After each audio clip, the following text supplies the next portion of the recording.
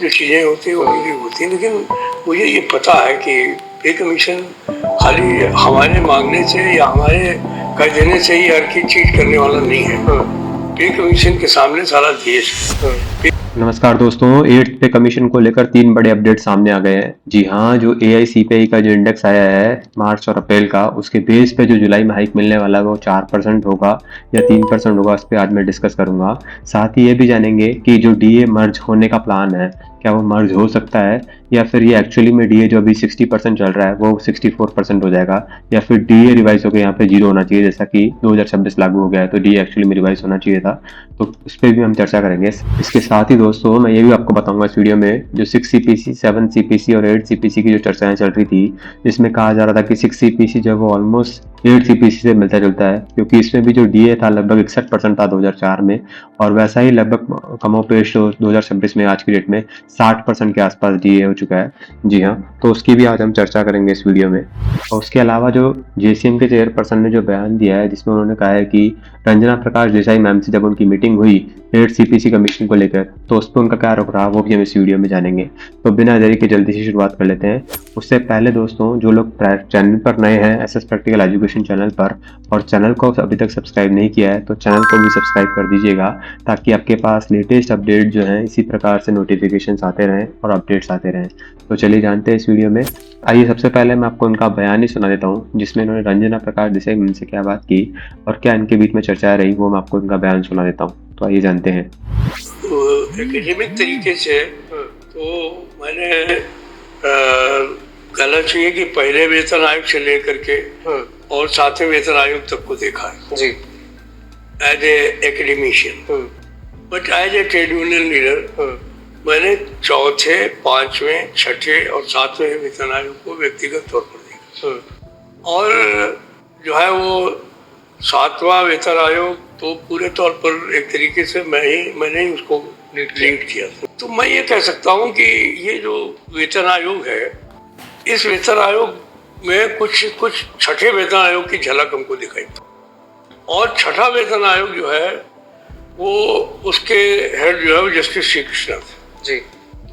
तो मुझे रंजना जी में जो है वो कुछ लगा कि वही ऑरा, वही चीजें, और अभी तो कुछ चीजें जो भविष्य होगा वो बताएगा। बट मुझे ऐसा लगा कि तो दोस्तों, इनके पूरे बयान की भी मैं इस वीडियो में चर्चा करूंगा। जी हाँ, उससे पहले मैं आपको बता देता हूँ, जो government of India ministry of labour and employment है, उसकी तरफ से जो लेटेस्ट प्रेस रिलीज आई है उस पर क्या अपडेट आया है वो भी मैं आपको इस वीडियो में बताता हूँ। तो सबसे पहले आप देख पा रहे हैं मार्च का ये AICPI का जो इंडेक्स है वो आ चुका है, consumer price index for industrial workers है, उसके अकॉर्डिंग आ चुका है। तो दोस्तों, जो लेबर ब्यूरो है उसने एक ऑफिस लेटर जो है अटैच किया है, जिसमें कि consumer price index for industrial workers every month होता है on the basis of retail prices allocated from 317 market spread over 88 industrial important centres in the country. जी हाँ, 88 जो इंडस्ट्रियल सेंटर्स होते हैं, 317 मार्केट्स और 317 मार्केट उन पे ये एनालिसिस होता है। और index of the month of March is being release in the press release. जी हाँ, प्रेस रिलीज में ये जो है रिलीज हो चुका है।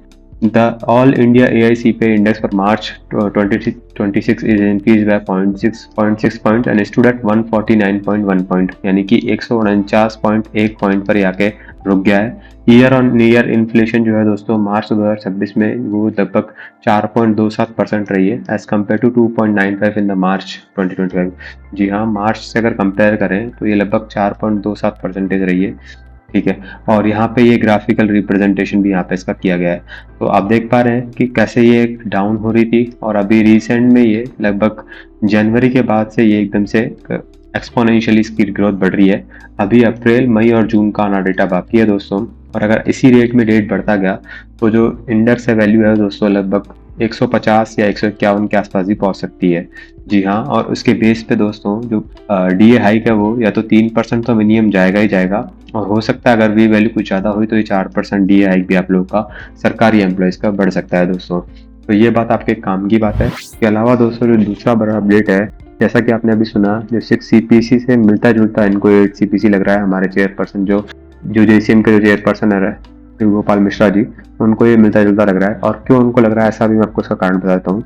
जैसा कि 2006 में जब 6 CPC लागू हुआ था उससे पहले 2004 में जो डीए था दोस्तों, उसकी वैल्यू लगभग 61% थी। ठीक है, 50% डीए जो है इसको मर्ज कर दिया था 2000 बेसिक सैलरी में, और डीए जो लगभग 2006 में बन के आया था, ये 2004 की बात है, तो लगभग 71% हो गया था। लेकिन ये 50% क्योंकि मर्ज हो गया था सैलरी में, तो जो नई बेसिक सैलरी बन रही थी दोस्तों वो 1.21 के आसपास बन रही थी। बेसिकली कहने का मतलब ये है कि 21% को मैंने 21/100 कर दिया, तो ये 0.1 हो गई। तो नई सैलरी जो थी 1.21 थी। इसके बेस पर उसके अलावा जो दोस्तों उस टाइम पे कमीशन में 6 पे कमीशन में जो हाइक दिया गया था वो 54% दिया गया था। तो जो नई कैलकुलेशन निकल के आई थी वो यहाँ से हम लोगों ने कैलकुलेट किया 1.21 को 54/100 से, तो 0.65 हो गया। तो जो नया फिटमेंट फैक्टर दोस्तों यहाँ पे बन के आया था वो लगभग 1.21 को मल्टीप्लाई किया 0.65 से, तो 1.86 दोस्तों यहाँ पे फिटमेंट फैक्टर निकल के आया था। जी हाँ, जो फिटमेंट फैक्टर की वैल्यू आई थी वो 1.86 रही थी। आपको अगर नहीं पता हो तो आपकी नॉलेज के लिए मैं बता दूं कि उस टाइम पे फिटमेंट फैक्टर लगभग 1.86 रहा था। ऐसे ही दोस्तों अगर अपन बात करें 7 सीपीसी की, तो 7 सीपीसी जो है वो 1 जनवरी 2016 से लागू हो गया था। डीए की वैल्यू दोस्तों उस टाइम पे काफ़ी ज़्यादा थी, 125% थी, जैसा कि हमने एआईसीपीआई के इंडेक्स देखे, तो मैं भी उसके अकॉर्डिंग जो डीए की वैल्यू थी वो बढ़कर लगभग 125% हो गई थी। और डीए को 2016 में ही जो है बेसिक सैलरी में मर्ज कर दिया था। तो जो नई बेसिक सैलरी बन के आई थी वो लगभग एक को 1.25 से अपन ने ऐड किया तो 2.25 हो गई। हाइक जो है दोस्तों आप देख पा रहे हैं काफ़ी ज़्यादा नहीं था, क्योंकि जो नई बेसिक थी ऑलरेडी वो 2.25 के रेशियो में बढ़ गई थी। यानी कि किसी की सैलरी अगर 7,000 थी तो उसकी जो नई सैलरी बन के आ रही थी वो लगभग 16,000 तो ऑलरेडी ही हो गई थी। उसके बाद जो हाइक दिया गया था वो 14.3% दिया गया था, जिसको कि ऐसे कैलकुलेट किया जाएगा तो 2.25 इंटू 14% यानी 14.3 डिवाइड बाई 100, तो 0.32 निकल के आएगा। और इसको जब हम लोगों ने बेसिक सैलरी में ऐड किया तो जो नया फिटमेंट फैक्टर दोस्तों यहाँ पे निकल के आ रहा था 7 सीपीसी में वो 2.57 आया था। यहाँ पे 1.86 था और यहाँ पे 2.57 था। तो दोस्तों इन्हीं डेटा के बेस पे एनालिसिस करते हुए यहाँ पे 8 सीपीसी की कैलकुलेशन की जा सकती है। जैसा कि आप जानते हैं 1 जनवरी 2026 से इसको लागू किया जाएगा। डीए जो है दोस्तों 1 जनवरी 2026 को ये 60% के आसपास है, 60-61% हम कह सकते हैं। ठीक है, और डीए मर्ज होगा बेसिक सैलरी में, तो जो नई बेसिक बन के आएगी वो 1 प्लस 0.61 आएगी, यानी 1.61 आएगी।